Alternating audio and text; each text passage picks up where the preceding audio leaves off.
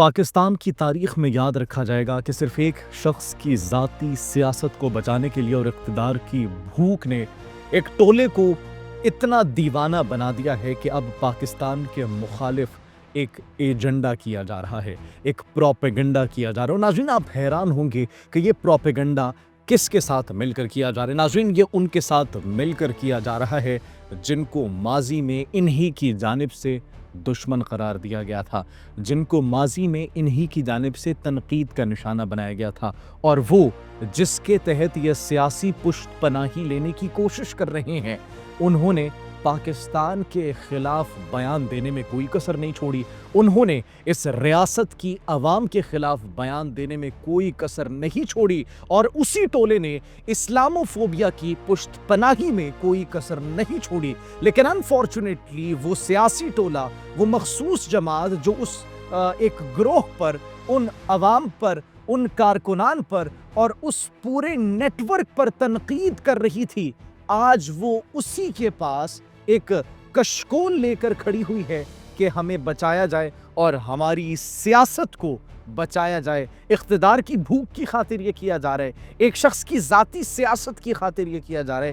یہ کیا ماجرا ہے؟ آج ہم اس پر بات کریں گے۔ آپ سب پر سلامتی ہو، انفولڈ پاکستان میں خوش آمدید کہتے ہیں۔ ناظرین، بات کرتے ہیں پاکستان تحریک انصاف کی بانی پی ٹی آئی، آپ کے کپتان، جب ان کو خیر آباد کہا جاتا ہے ایک جمہوری طریقے سے، پاکستان کی تاریخ میں یہ طریقہ بھی یاد رکھا جائے گا کہ نو کانفیڈنس موشن کے تحت ان کو اسی اقتدار سے اٹھایا جاتا ہے جن لوگوں نے، جن عوام کے ترجمان نے، پارلیمان نے ان کو وہ کرسی اور وہ اقتدار دیا تھا۔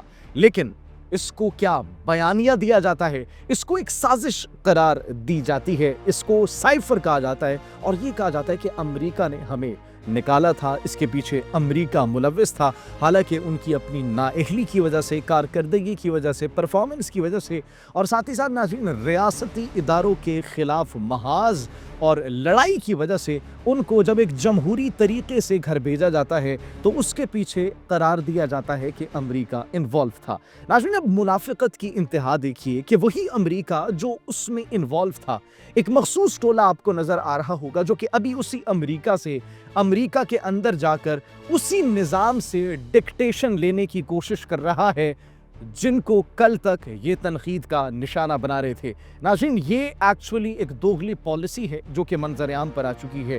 وہ عناصر، وہ لوگ جو کہ امریکہ مرد آباد کے نعرے لگاتے تھے، جن کی سیاست ہی امریکہ مرد آباد پر چلتی تھی، یہ زیادہ پرانی بات نہیں ہے۔ اگر آپ تاریخ کے اوراق پلٹے تو آپ کو یاد آ جائے گا امریکہ مرد آباد کے نعرے لگتے تھے، ہم بیسز نہیں دیں گے، اور ایک نو کے اوپر کس طریقے سے اس کو بیوٹیفائی اور گلوریفائی کر کے ڈیجیٹل میڈیا پر پریزنٹ کیا گیا تھا۔ تو you must know about that, اور وہ ویڈیوز آپ کے سامنے سے یقیناً گزری ہوں گی۔ تو امریکہ مرد آباد کی سیاست پر جو لوگ زندہ تھے، آج وہی امریکی کانگریس سے پاکستان کے مخالف بیانیہ کریٹ کروانے میں صف اول میں کھڑے ہیں۔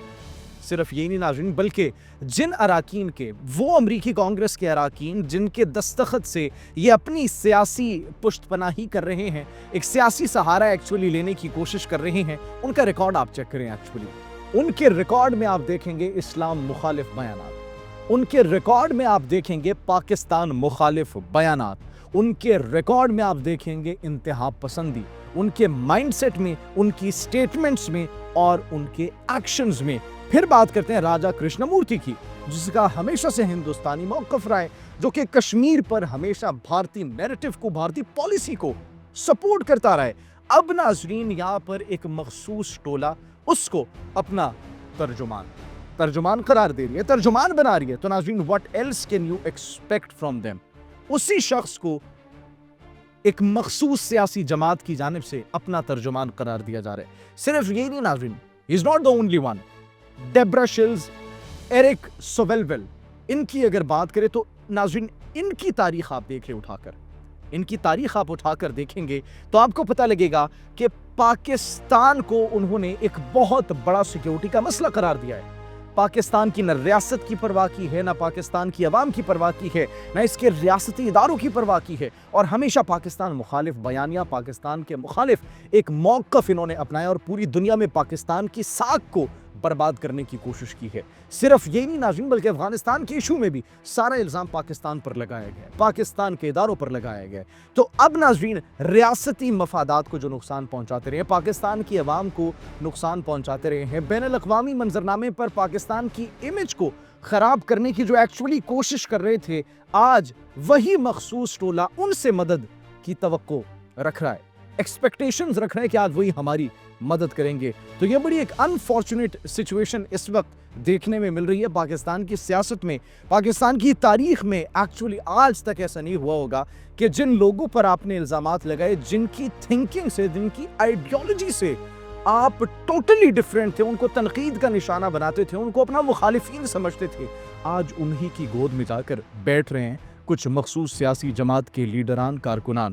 تو ناظرین، اب یہ صرف یہ دو لیڈرز نہیں ہیں، یہ تین جن کی ہم نے آپ کو سٹیٹمنٹس بتائی، جن کی ہم نے آپ کو ماضی کے بارے میں بتایا، بلکہ اسرائیل کی حمایت بھی یہ کرتے تھے۔ میں نے آپ کو پہلے بتایا کہ ان کی سوچ میں انتہا پسندی موجود تھی، ان کی سوچ میں پاکستان کے مخالف بیانیہ موجود تھا، اور ہر چیز کا الزام پاکستان پر لگانے کا ان کا ایک پرانا وتیرہ رہا ہے۔ اب پاکستان کے ساتھ ساتھ ان کو اسلام سے بھی مسئلہ تھا، اسلاموفوبیا کی پشت پناہی انہوں نے کی، اسرائیل کی حمایت کی۔ اس کے باوجود آج وہی سیاسی جماعت اس کو جمہوریت کا علم بردار قرار دینے پر تل چکی ہے۔ یہ پاکستان کا ایک ایسا مومنٹ ہے جس میں شرمندگی بذات خود ہمیں ایکسپلین کرتے ہوئے بھی ہو رہی ہے کہ ایسا بھی ہو سکتا ہے۔ مطلب ایک شخص کی سیاست کو بچانے کے لیے، ایک ذاتی سیاست کے لیے آپ ان لوگوں کے ساتھ کھڑے ہوئے ہیں جو کہ آپ کے ملک کے خلاف ہیں، جو کہ آپ کے دین کے خلاف ہیں، جو کہ فلسطین کے مسئلے پر اتنا ایک ہارڈ ان کا ایک نیریٹو تھا، اسرائیل پسند آنا ان کا ایک نیریٹو تھا، اسرائیل کے مخالف انہوں نے کبھی بیان تک نہیں دیا، اسلام کے حق میں انہوں نے ابھی تک بیان نہیں دیا، بلکہ ہمیشہ اسلاموفوبیا کی پشت پناہی کی ہے۔ تو آپ انہی لوگوں کو، اسی ٹولے کو آپ جمہوریت کا علمبردار قرار دے رہے ہیں، جن کو مسلمان کمیونٹی کی کوئی پرواہ نہیں ہے۔ تو ناظرین، یہ ایک بڑی انفارچونیٹ سچویشن ہے جو کہ اس وقت دیکھنے میں مل رہی ہے۔ یہ وہ حرکتیں ہیں جو ناظرین پاکستان کے سیاسی، سفارتی اور قومی مفادات کو نقصان پہنچاتی ہے، اور بڑے پیمانے پر نقصان پہنچاتی ہے۔